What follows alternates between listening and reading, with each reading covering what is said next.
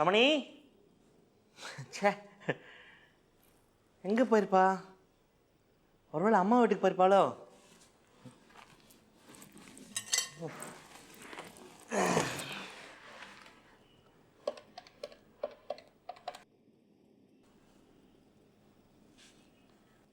அத்தை, நான் தான் ரமணி. நல்லா இருக்கேன். இல்லை, ரமணியை காணோம். அதான் அழாதீங்க அழாதீங்க. இல்லை, எங்களுக்குள்ள பிரச்சனைலாம் ஒன்றும் இல்லை. இல்லை, வெளில போகிறேன்னு எழுதி வச்சுட்டு போயிருக்கா. அதான் அங்கே வந்தாலாம் கேட்கலான்னு ஃபோன் பண்ணேன். சரி, வந்ததும் பேச சொல்கிறேன். ஓகே. இருப்பேன். தனியெல்லாம் இருந்திருக்கனே. பயமா? என்ன பயம்?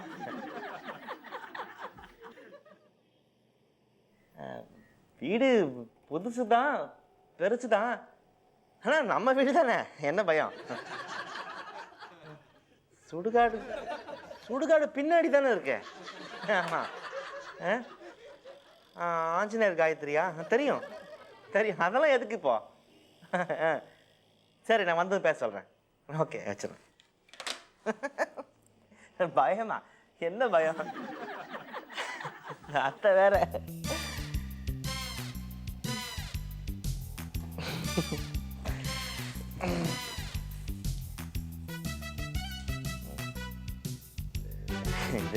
இது டே டைம் தானே.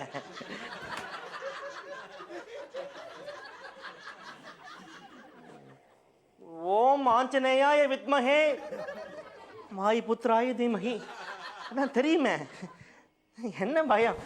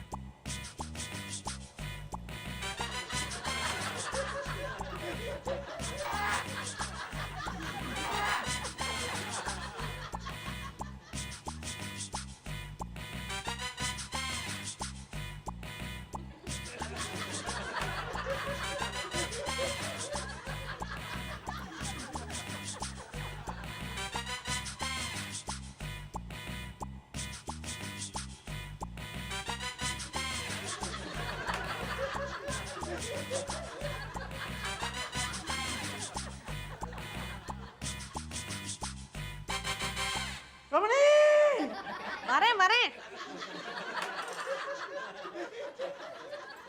ஒரு நிமிஷம் வெளியில போயிட்டு வரதுக்குள்ள ஏன் இப்படி கத்துறீங்க? ரமணி, இந்த வீட்டில் என்னென்னமோ நடக்குது ரமணி. எனக்கு ரொம்ப பயமா இருக்கு. ஏதோ ஆவி இருக்குன்னு நினைக்கிறேன். என்ன ஆச்சு? ஏன் இப்படி பயப்படுறீங்க? அது கட்டன்லாம் ஆடுது, பாத்திரம்லாம் தானா உருளுது. காத்தடிச்சதுக்கு கர்டன் ஆடி இருக்கும், பாத்திரம் எல்லாம் உருண்டு இருக்கும். நீங்களே அதையாவது கற்பனை பண்ணிக்காதீங்க. கற்பனையா? ரத்தம்லாம் இருக்கு ரமணி. ரத்தமா? பாரு, கத்தி ரத்தம். காய்கறி நறுக்கும் போது விரல வெட்டிக்கிட்டேன், அதான் ரத்தம். டீ போட்டுட்டு வரலாமேன்னு தெருமோனையில் இருக்க டாக்டர் வீடு வரைக்கும் போயிட்டு வரேன். அதுக்குள்ள கலாட்டா பண்ணிட்டீங்களே. ஓஹோ, ரமணி, தமிழ் சினிமாவில் வர பேய் சீன் மாதிரி புகையெல்லாம் போட்டுருந்துதா, அதான் பயந்துட்டேன். ஐயையோ, அப்பளம் பொரிக்கலாமேன்னு அடுப்பில் எண்ணெயை வச்சேன். அது காயறதுக்குள்ளே திரும்பி வந்துடலாமேன்னு பார்த்தேன். அதுக்குள்ளே புகஞ்சிருச்சா? அணைச்சிட்டீங்கல்ல. ரமணி, தனியாக இருக்கும் போது இந்த மாதிரிலாம் நடந்தா என்ன நினைக்க முடியும்? அதான் பேய் ஏதோ வந்துருச்சோன்னு பயந்துட்டேன். நாம இருக்கிற வீட்டில் பேயெல்லாம் வருமா? அதானே நீ இருக்கியே. நீ இருக்கும் போது எப்படி தைரியமா வரும்னு சொல்றேன். 2 நிமிஷம் வீட்டில் இல்லைன்னா இப்படி டென்ஷன் படுத்துறீங்களே. தைரியமா இருக்கணும். அந்த எக்ஸாஸ்ட் ஸ்விட்சை போட்டு விடுங்க, புகையெல்லாம் வெளியில போட்டோம். அப்படியே ஃப்ரிட்ஜில் இருந்து ஐஸ் வாட்டர் எடுத்து கொடுங்க. டயர்டா இருக்கு. அம்மா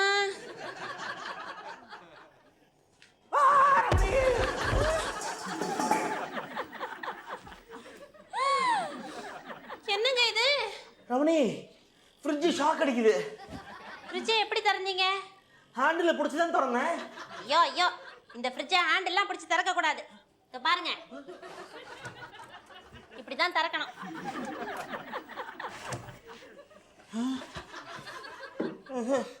இல்ல ரமணி, இந்த வீட்ல வாஸ்து ஏதோ சரியில்லை. நீங்க தப்பா திறந்ததுக்கு வாஸ்து என்ன பண்ணோம்? என்னங்க சத்தம்? கேட்டியா கேட்டியா? இந்த வீட்ல ஏதோ பேய் இருக்கு. டிவி தள்ளி விட்டுடுச்சுன்னு நினைக்கிறேன். வாசல் பக்கம் தான் சத்தம் கேட்டது. வாங்க போய் பார்க்கலாம்.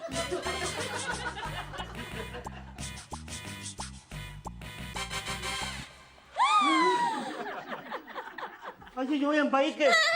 போகாதீங்க, அதுல ஏதாவது ஆவி இருக்க போகுது. ஓம் ஆஞ்சநேயாய வித்மஹே வாயுபுத்ராய தீமஹி தன்னோ பெண்களை துரத்தும் பிரம்மராஜ பேர் சொன்னால் இடைவெளி தோடிட காக்க காக்க கனகவேல் காக்க நோக்க நோக்க நொடியில் நோக்க. ரமணி, ரமணி, என்னங்க, நீங்க சொன்னது கரெக்ட் தான். இந்த வீட்ல ஏதோ பேய் இருக்கு. இப்போ என்ன பண்றது? ரமணி, என் ஆபீஸ்ல சுந்தரராமன் ஒருத்தர் இருக்காரு. அவர் வீட்டுல இந்த மாதிரி பிரச்சனைலாம் இருந்துதான். அவர் யாரோ முருகேசன் ஒருத்தர் வர வச்சு பரிகாரம்லாம் பண்ணாராம். அதுக்கப்புறம் நிம்மதி ஆயிடுச்சான். நான் வேணா சுந்தரராமனுக்கு ஃபோன் பண்ணி அவர் நம்பர் கேட்கட்டுமா? ஐயோ, நான் டாக்டர் வீட்டுக்கு போயிட்டு வரதுக்குள்ள இதெல்லாம் செஞ்சு வைக்க கூடாதா?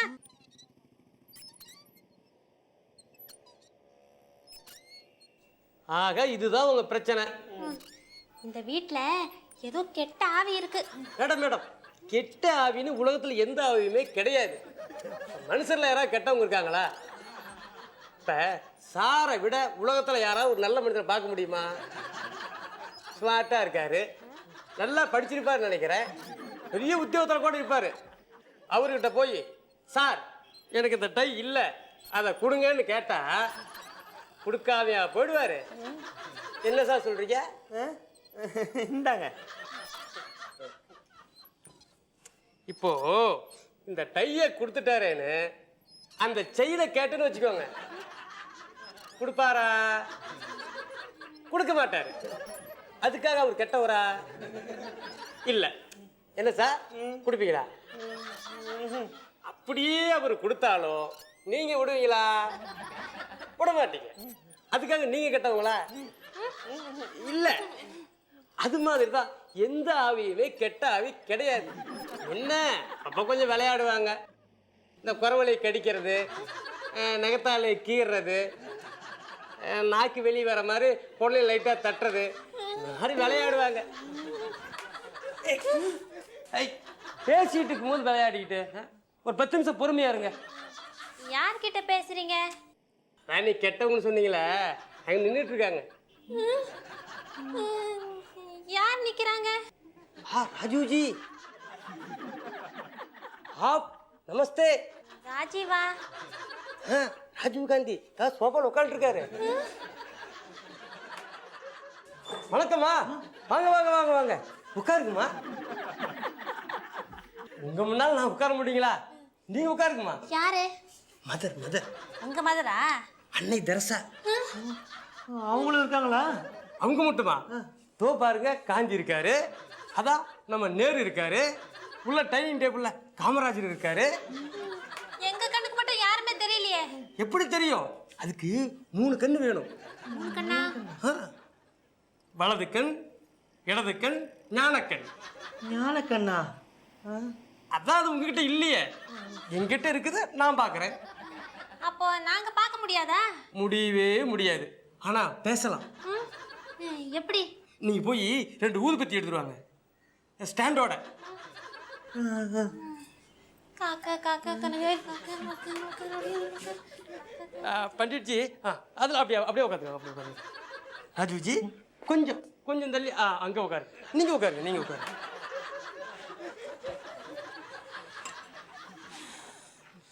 ரமணி, ராஜீவ்ஜி. இல்லை இல்லை, நீ உட்காருங்க மேடம். அவங்க பெரிய மனுஷங்க இல்லையா, நமக்கு தொந்தரவாக இருக்கக்கூடாதுன்னு அப்போ போயிட்டாரு.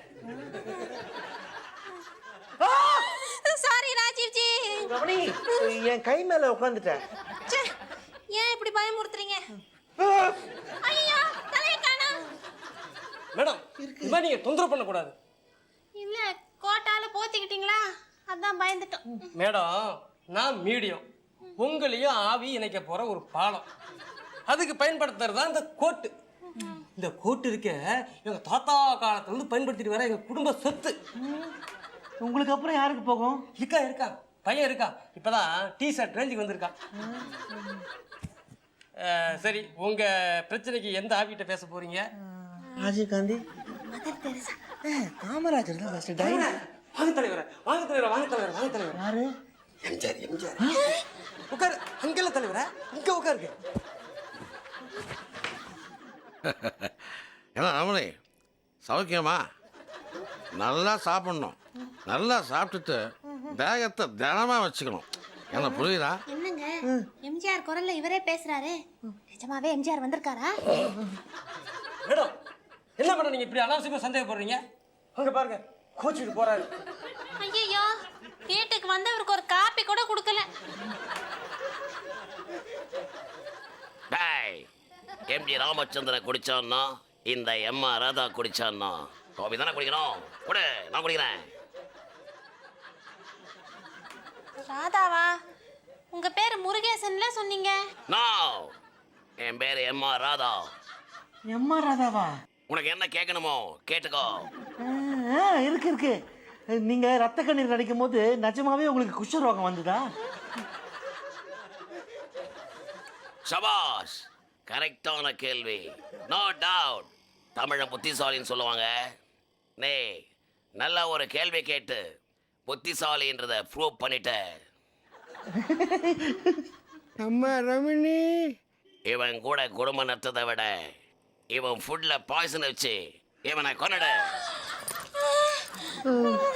ராதா சார், என்ன இதெல்லாம்?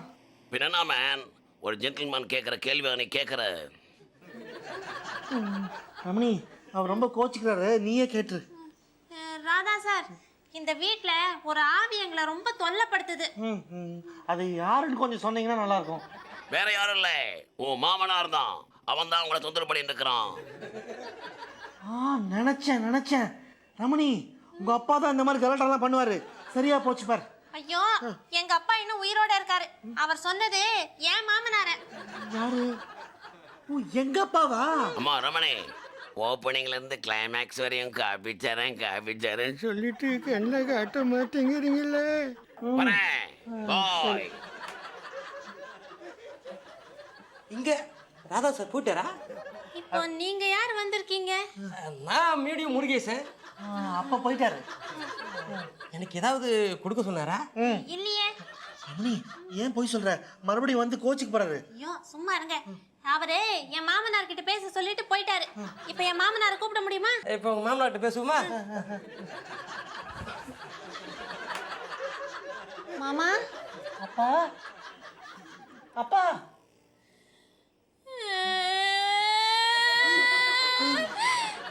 ரமணி, என்ன ஆச்சு? என்னங்க, உங்க அப்பா தான் வந்திருக்காரு. அவர்தான் இப்படி கூப்பிட காதுலயே விழாத மாதிரி உட்கார்ந்திருப்பாரு.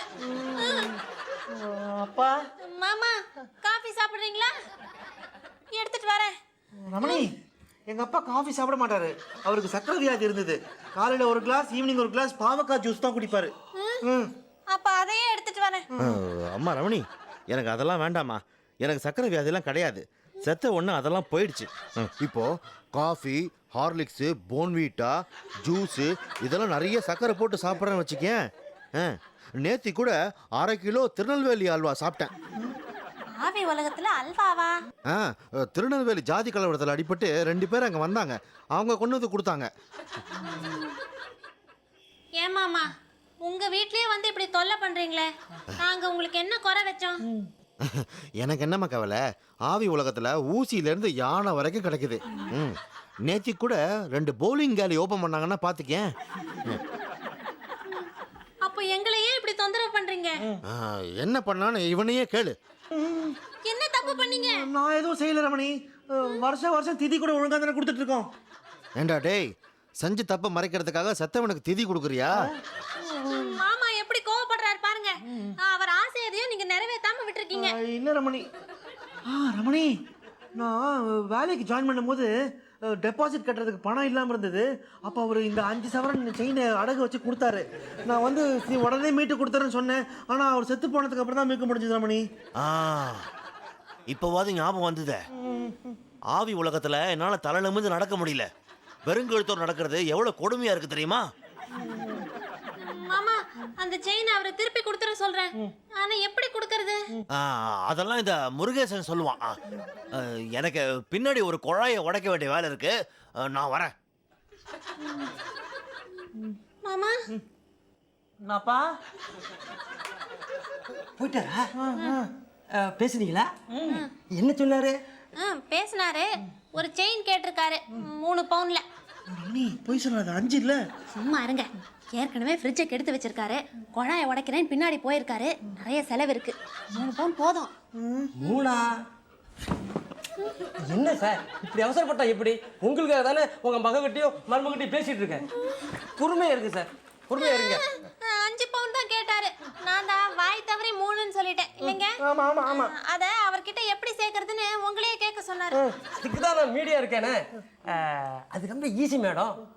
இவ்வளோ அரிசி சாதம், ஒரு கை எள்ளு, அந்த செயின் 3 நல்லா பிசைஞ்சு நல்லா தலவாழை இலையில வச்சு கொண்டு போய் வாசல்ல வச்சுட்டோம்னு வச்சுக்கோங்க, காக்கா ரூபத்தில் வந்து தூக்கிட்டு போயிடுவாரு.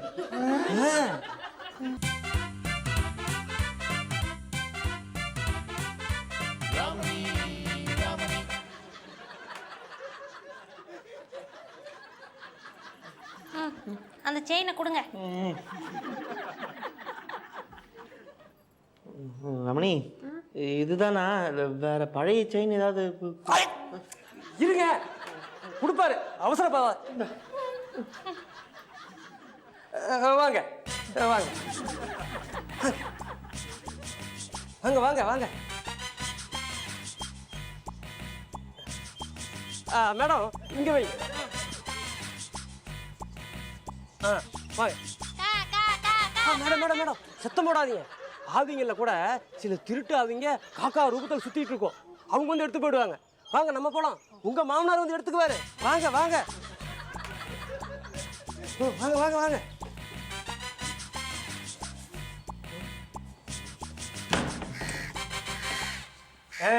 காக்கா சத்தம் கேக்குதா? வந்துட்டாரு வந்துட்டாரு.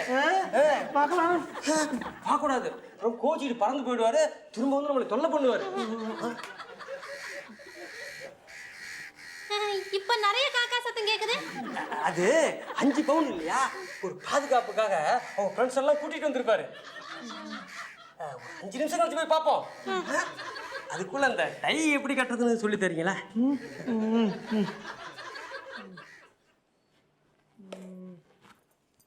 இப்ப சத்தம் நின்னு போச்சே. அப்படின்னா எடுத்துட்டு போயிட்டாருன்னு அர்த்தம். வாங்க போய் பார்ப்போம்.